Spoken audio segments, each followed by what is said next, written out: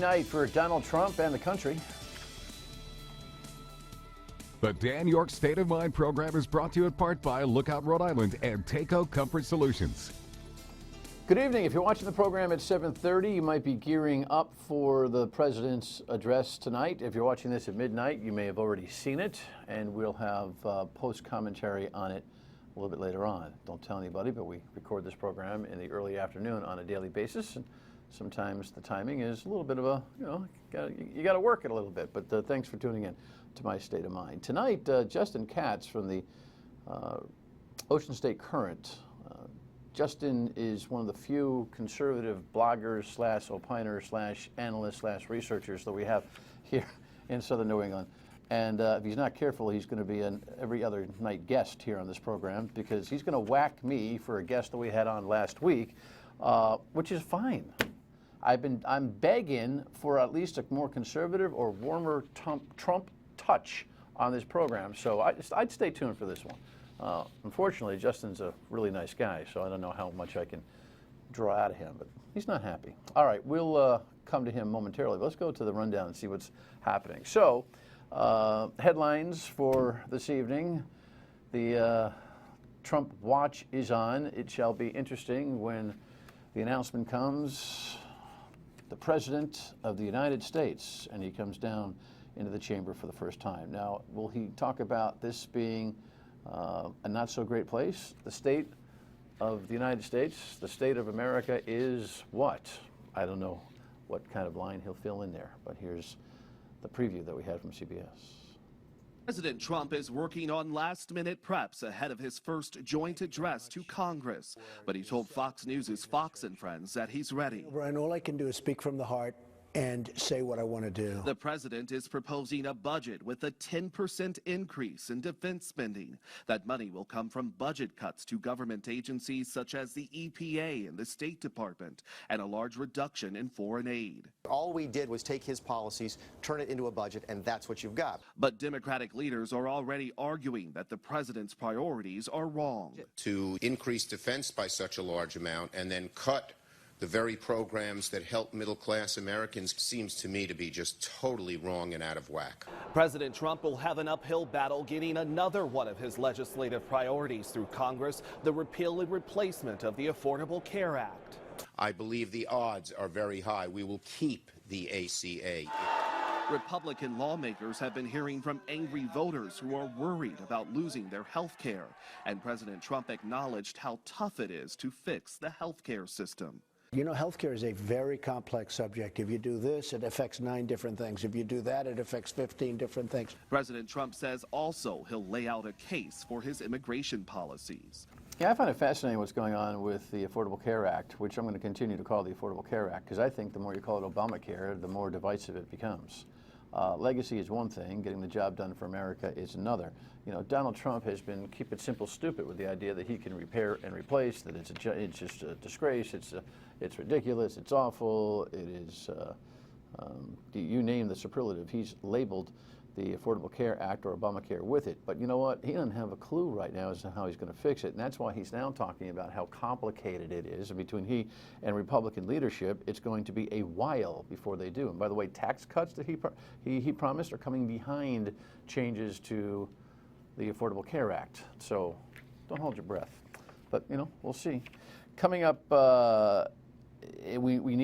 have to have a conversation with the Ed Secretary on this, the Ed Commissioner. 85.3% is the new number, which represents the high school graduation rate in Rhode Island, and that's up a couple of points according to the front page in the Providence Journal today. Rhode Island grad rate reaches 85.3%. And the only quick thing I have to say about this is, boy, that seems like it's good. We're now at the national average. Here's what I don't know. How'd they get there? We never get the data. We just get the graduation rate. And it used to be, we used to complain about the idea that we were just pushing kids through the system. Never is it reported what the metric is that has been improved that caused the 85% graduation rate. And we have to dig into that, don't you think? You know, that's a top number for me. It's like running your business. Okay, that's your top number. But what's your bottom number? I think we ought to be more interested in the bottom number than the top number.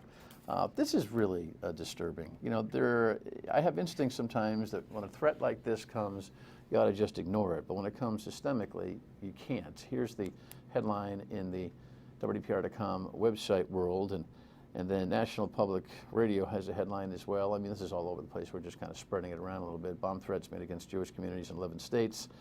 You see more of these headlines, and then there's some cemetery vandalism, that kind of a thing. And of course, right here yesterday, the Providence facility, the Jewish Community Center on the east side, suffered its own aggravation. Now it happened in Rhode Island. The latest round of bomb threats made against Jewish community centers across the nation include the center in Providence. The center and preschool on the city's east side were evacuated late morning after police say a computer-generated phone call made a threat against the center. In abundance of caution, they've evacuated the building and we've cleared it to make sure that it's safe for everyone to return. Bomb-sniffing dog Kyra swept the building and found nothing. We have to proceed with heightened vigilance. We have to bond together as a community. Anti-Semitism. We spoke with Jeffrey Savitt last week as other centers nationally were threatened. Now it's his building. Very diligent preparing for if there were ever a need for us to need to evacuate the building. Centers in Indiana, Pennsylvania, Florida, Alabama received the same calls Monday. The White House press secretary said this at his briefing. The president continues to condemn these and any other form of anti-Semitic and hateful acts in the strongest terms. It's all of us. This is just not a Jewish thing. It is an entire community thing that we all have to stick together because there is no place for this anywhere for anybody. All right, so you can't say it any better, and Sean Spicer said the right thing there. Will Donald Trump say anything about it tonight? I don't know. I really don't know what the tone, the flavor, the objective, what the whole foundation for his presentation is going to be this evening, but here is the headline that reflects a cut. Now, look, the State Department might be just full of wasteful spending anyway. I actually saw a show last night where some reporter suggested that the cafeteria at the State Department is the busiest place right now there because a lot of them are going because they haven't been assigned and they don't know what they're doing. So it seems like there are a lot of warm bodies at the State Department. You know, what cuts come are going to be interesting. I don't know that all of us pay that much attention to it, but any kind of headline for cuts on anti-Semitic efforts may not be good timing for Donald Trump. We'll see. All right. In the meantime, to tonight's conversation. Oh, one more. 4.3 million. Couldn't forget this. We have a new campaign in Rhode Island to market the state. We have a headline here. Providence Journal reports $4.3 million spread over 4 public relations firms, including the RDW Group, which has long been established as one of the premier agencies here in the state. They're the buyers, though. I'm not exactly sure what kind of creative input they're going to have, although they're pretty good at making ads to RDW. I heard today on WPRO radio this morning that there will be no slogans. You know, the Cooler and Warmer campaign really, you know, wetted the bed. And our bad, we didn't bring the logo to you, our mistake, just kind of left that on the desk this evening. But you know, the sale and the Cooler and Warmer and all that. We've actually retained that logo, but we're told there will be no more slogan. Only that Rhode Island will be positioned as a hero, in quotes. I have no idea what that means. So we will be asking those folks to come in here soon and talk to us about that. Alrighty. So we got to defend Sean Spicer. Not really. I don't have to do anything. But somebody who came in and took kind of a gratuitous whack, and I thought it was pretty self-explanatory that it was, getting whacked back here. So this was the conversation. What day did we have the show on, Lex? You remember? The 16th of February? Yeah, last week? What's today's date? Today's the 28th. All right, so 12 days ago. Sean Spicer, throw that back up, Kev, will you, really quick? I just want to make sure everybody saw that. Sean Spicer is a disgrace to Rhode Island, according to the editorialist, and he is Phil Eil, former managing editor of the Providence Phoenix, now freelance journalist and commentator, obviously. He was suggesting that at least he, being a Rhode Islander, had the right to suggest that Mr. Spicer, who's a native Rhode Islander from Barrington and who has had a turbulent first month as the press secretary for Trump, deserved this kind of whack. I never claimed to speak for anyone other than one Rhode Island resident, but I will say, since you brought it up, the piece did get a lot of traction. It was shared a lot of times when I came over here. It was the number one read piece on WGBH's site. It hit a nerve with somebody. I didn't share it 200 times. So, okay, the popularity of the piece doesn't necessarily determine the legitimacy of it, right? Here's the headline that caught our attention when Justin Katz reflected on it. Ideologue is the journalist treatment on state of mind. How are you, my friend? I'm doing well. How you Good doing? to see you. What are you upset about? Well, I don't know how upset I am. I guess in keeping with the kind of whole Trump era, I'm just getting fed up with. I guess it's a Fed up. Fed up. Had enough already. With kind of a double standard of what, if you're. I mean, Phil Eil's a journalist professionally. That's what he does. In that capacity, here he was not. He was an ideologue. The only thing what I wrote, Which I thought I clearly pointed out. Well, I thought it. All right, listen, if you want to come in, don't hold back. We've known each other a long time, so if you think go ahead. But listen, but go ahead. No, we'll talk more about it. Just no, you go. The thing I kept waiting for the whole episode was for you to say, well, what would he have to do to not be a disgrace? And I think it's clear, having interacted with Phil and read a lot of his recent stuff on this issue, that for him, all that a press secretary could have done under Donald Trump to not be a disgrace is to come out and go, members of the media, he's lying. My boss is a liar and evil. I mean, that's all he could have done to be to meet Phil's standards. And here's the difficult part. I don't want to get. I'm largely anti-government, and so I don't want to get into defending lies in government. But the reality is that that's part of the press secretary's job, is to spin what the president says. Robert Gibbs, the first Obama press secretary, admitted later he lied about the existence of a drone program.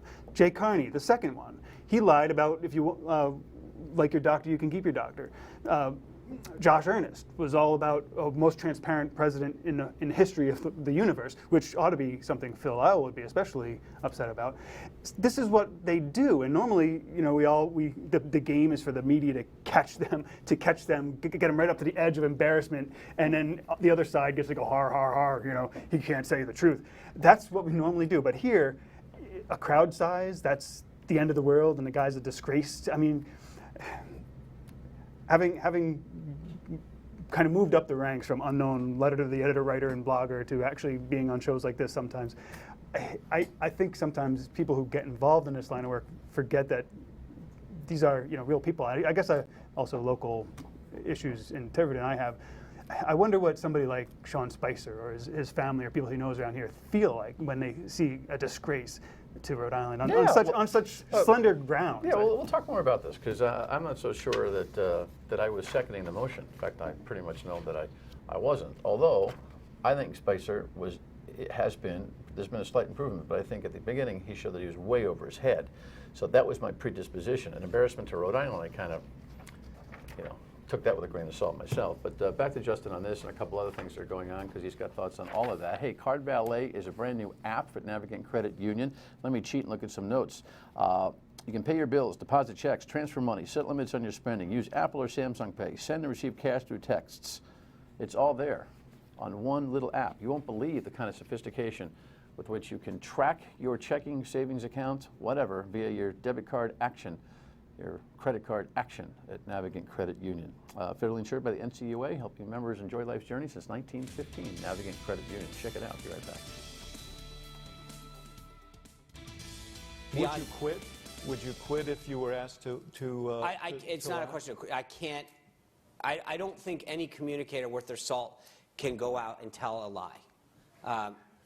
You can't do it. I think it's the personal piece of this. I think the American people deserve public servants. The job of press secretary, as I think you interestingly described in the last segment, it's a difficult one. The admission of lying always comes afterwards, never comes prior, never comes simultaneous with. But I think there's a little bit of brainwashing that one has to do to oneself in order to be able to take that job on. At the same time, there is, I think, a loyalty to the American people that one has got to be able to fight for inside the White House to make sure that which they articulate comes out credibly. And so Justin is here because he reacted to last week's guest, Phil Eil, who said that Spicer was an embarrassment. My reaction, as I recall, to Mr. Eil was, really? An embarrassment to Rhode Island? Why? I don't think Rhode Island needs to take responsibility for one of its own, and I think there's a lot of pride that people have whenever somebody succeeds to a level of national prominence. I think it's irrelevant whether he's from Rhode Island or not. I think his first month has been torrid, to say the least, erratic, argumentative, not white hat, black hat, but almost doubling down on the attitude that Donald Trump presents, which is to fight everybody. That's what I'm concerned about with this guy. Well, I would argue. I mean, There's an amplification of antagonism coming out of the White House that he could do a better job in simmering, I think. I'm sure that's true, and I'm sure he hopefully he'll try to do that. A lot of this, I think, comes down from obviously the person holding office. For example, Tony Snow, when he was the press secretary under George W. Bush, I thought was excellent. And I don't know that he ever lied. I never came across anything that he said that could be construed that way. But I think a lot of my reaction is not so much to you as to Phil, and larger the things he's talking about. He attended the rally in Providence, and he didn't. He online he'll talk about how he was torn as a journalist participating because he was there as a participant, and how respectful. And I mean, they're walking around shouting "F Trump." And roll that, Kev. This is something that Phil said last week. I was at many of those protests. I was at U.S. Senator Sheldon Whitehouse's town hall, which was so big they had to move it outside at Nathan Bishop Middle School. I've seen the videos of Providence High School students walking out on Inauguration Day, just in his home state alone. I'd love to see him provide evidence that these people were paid, and I'd love for him to come back at the inevitable next protest to ask some of these people to their face, are you paid and by whom?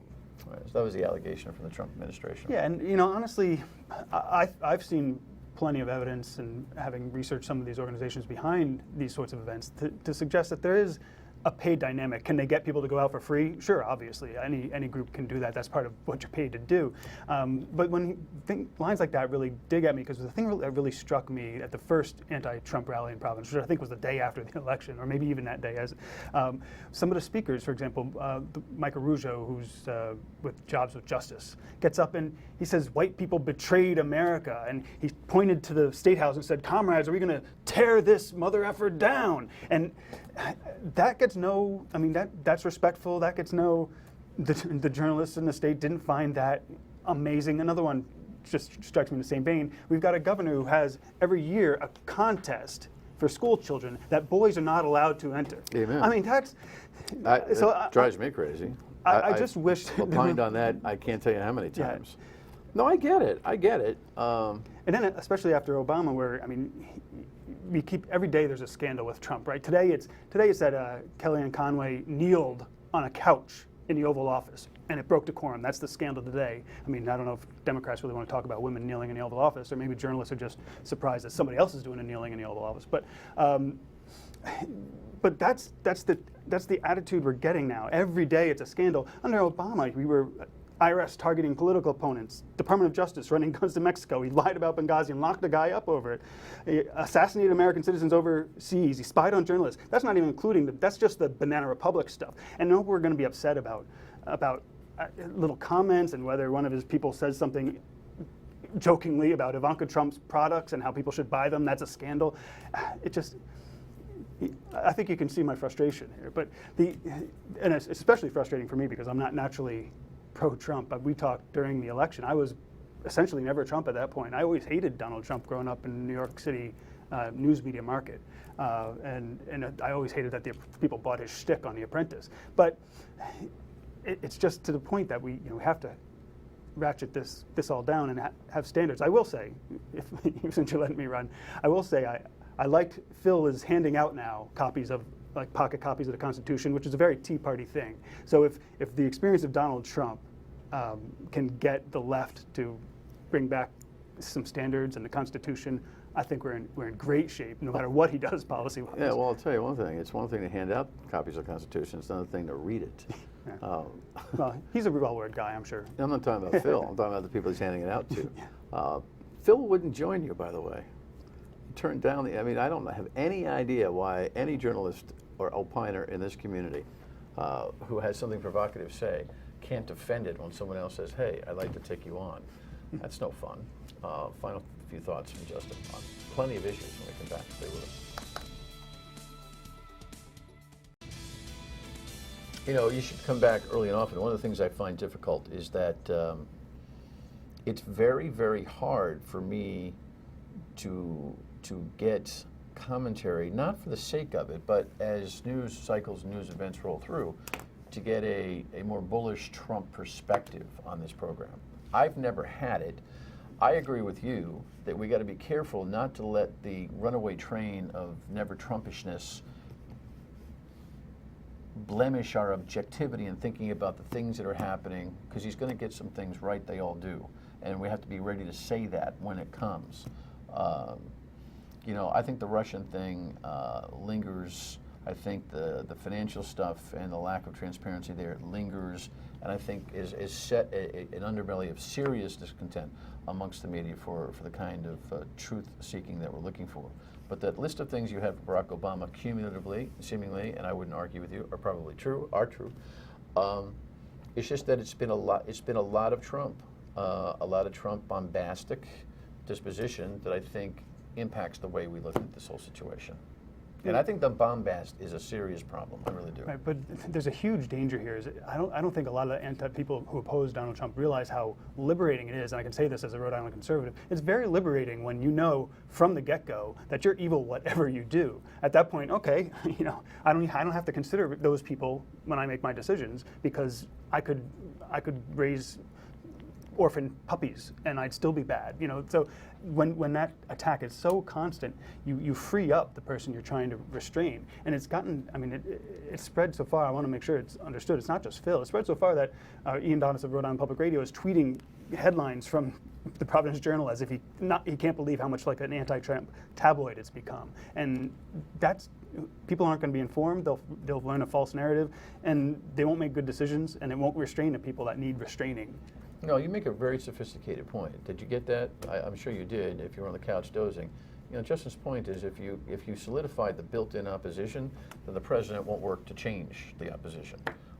At the end of the day, though, that's irresistible force and immovable object. That, you know, somebody's got to be the adult in the room, and leadership requires that the president be. All right. Well, and my hope is, and it's just a hope at this point, is that he, in seeing this new for him perspective of sort of the conservative under attack from the mainstream media and all that, he's starting to have some sympathy for a different point of view than he probably had before, and he's probably realizing how much he'll need a more mainstream conservative backing, and maybe we on the right can pull him back towards some sanity. Right. Keep working it. Yeah, I'll try. OceanStateCurrent.com. Read it daily. Right back.